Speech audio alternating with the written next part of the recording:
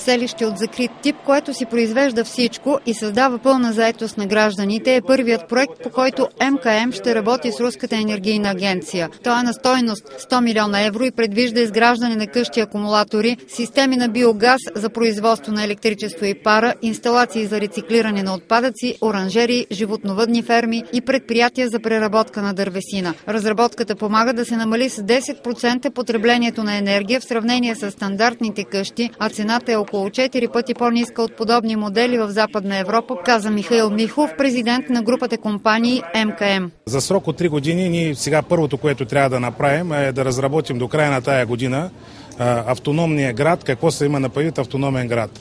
Град, който сам се произвежда електроенергия, сам обезопасява себе с храната и отделно всички хора в този град работят. Ние трябва да го внедрим до края на 2012 година. Ние почваме да тиражираме масово по цяла Русия такива автономни градове, които сами обезпечават себе с енергоносители. Договорът за изграждане на градчето на бъдещето бе подписан от Михов и заместник директора на Руската енергийна агенция Владимир Басков. Второто споразумение е с Чувашката република. То е на стойност 25 милиона евро и предвижда строителство на жилища и на завод за преработка на отпадъци. Българската фирма подписа и предварителен договор за строителство по своята технология за сумата от 60 милиона евро. Тя получи награда за енергоефективност, екологичност и икономичност, тъй като нейната къща акумулатор зае първо място в Русия по тези показатели.